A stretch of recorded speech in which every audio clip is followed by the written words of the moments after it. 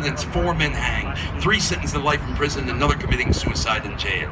They are known today as Chicago's Haymarket Martyrs, remembered by the labor holiday, founded right here in America, celebrated elsewhere. You know it is May Day. And in Chicago, if you have a historic area like the Haymarket, what do?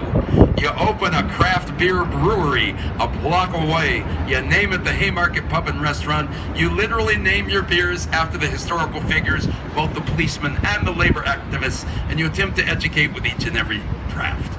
So if you go get a picture of the monument, go over to the Haymarket Pub and try their in-house bratwurst and beer.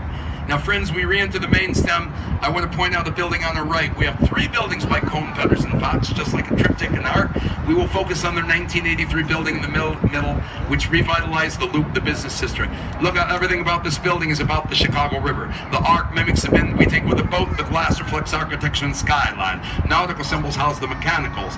Look at that support column, though. Octagonal shape, black granite flecked with green marble. Now, to get the reference, you must come back in time with me, just like Doctor Who in the TARDIS, to 1930, and look across the river to the Merchandise Mart. You see the corners of the Mart? You've got the same geometry. This isn't coincidental. This is 1983, referencing 1930, tying themselves to history.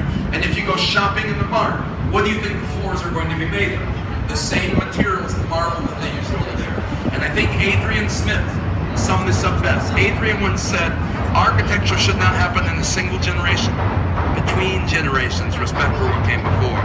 Hey, look to your left, friends. I want to give a shout out to the statues, the heads along the Merchandise Mart, which the comedian David Letterman facetiously once called the Pez Hall of Fame. Now, these are not Pez head candy dispensers. Those are merchant princes of early Chicago added by Joe Kennedy. Marshall Field, F.W. Ward. Hey, if you want to know all 8, I'm always available on the dock between tours for questions, and I'll fill you in then. But I've got to keep talking because we're moving, and we have to talk about Wacker Drive right here. You know, this was the world's first bi-level roadway. Burnham conceived it in the plan of 1909. His co-author, Edward Bennett and Charles Wacker, would see it through to become the world's first bi-level roadway in 1926. The upper level smoothly taking pedestrians and cars through the city, and then anything that would cause a traffic jam, truck deliveries, underground parking, a 4-lane work road underneath. Now here's the old and the new working well. Look at the Builders Building, 1927. And look how they did that addition, Skidmore, Owings, and Merrill, 60. Yeah, 59 years later, 86. Composition the same, mansard roof, big change bay windows for more light.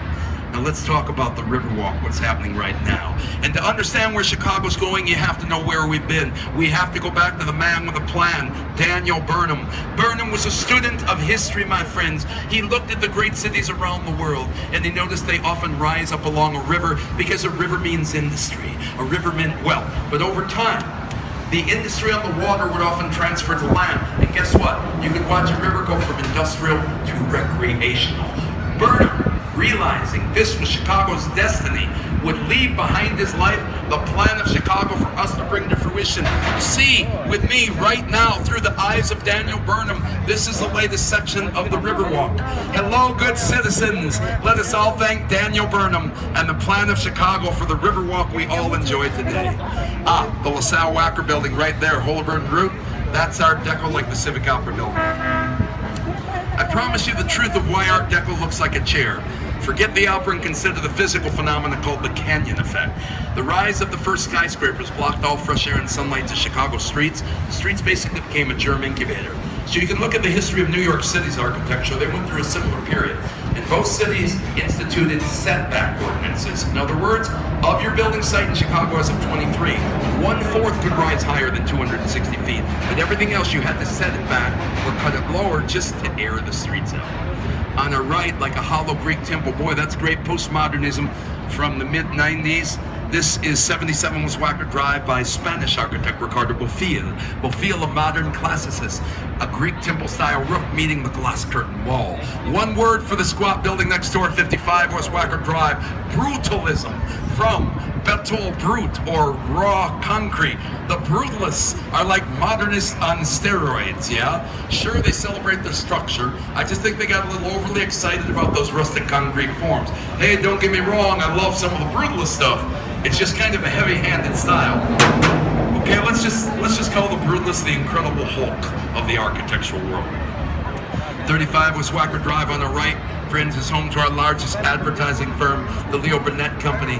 Irish architect Kevin Burrows here nods to Chicago School. Building is Greek column, base, shaft, capital. Now, if you look at the very top, block the sun, you will find the Prairie School reference. Look at the overhanging eaves, horizontal lines. Take the top of that building down, and if you gave it a green lawn, it would very much look like a Frank Lloyd Wright Prairie School home. Frank Lloyd Wright fans, there is one tour you can do in the city, Roby House. But if you have a car and you're here in the summer, take me with you. We'll go up to Spring Green, Wisconsin, to Taliesin, Frank Lloyd Wright's home and studio up there. And then if you're game, I'll pay for the gas, and we'll drive to Scottsdale, Arizona, and go to Taliesin West. If you're ever in those parts of the country, Madison, Wisconsin, or Phoenix, Arizona, do the Frank Lloyd Wright Taliesin tours. Friends, this beautiful little park on our right is our Illinois Vietnam War Veterans Memorial and Wall, and it really has become a favorite of Chicagoans. Now look in front of the Aon Center, and we see two buildings of note with spire and diamond roof, to Prudential Plaza, obviously inspired by New York's Chrysler Building and its postmodern Art Deco look. Now come forward. Can you see the dark green Art Deco building over here with a 15-foot gold cap? It looks a bit like a bottle of champagne, no? That's the Hard Rock Hotel. The fact that it looks like a bottle of champagne might have been intentional. It dates back to Prohibition, when you could not have a bottle of champagne. It was designed by the Burnham brothers, Dan Jr. and Hugh, for Union Carbide, and many people think that champagne design. Editorial comment on the era. To the left of Hotel Wyndham, like a rocket ship about to take off, the skinniest skyscraper in Chicago, 75 East Wacker Drive, only 9.5 foot across that octagonal crown, originally known as Mather Tower for the meatpacker Alonzo Mather. Terracotta on the Hard Rock Hotel, terracotta on the Jewelers Building, terracotta on the Wrigley Building. You know why terracotta was so popular, right? Terracotta is fired clay, and that meant fireproof. Now, let's look at the Wrigley Building, and we will find that the main architect, Charles Biersman, he's using terracotta like an artist.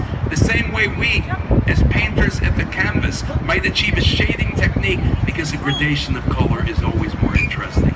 On the canvas, Biersman did it in 3 dimensions, literally, having the terracotta tiles baked in 6 colors. Very subtle, from blue-white to a creamier white, in art. That differentiation always a little more interesting to the eye. 2 buildings of note south end of the bridge, friends, with a concave face. London Guarantee will join with 330 North Mich, occupying what was Fort Dearborn in 1803. And building the fort on that site, friends, look to your left. That is the first red star you see on the Chicago flag. 2 blue bars, 3 white stripes, 4 red stars.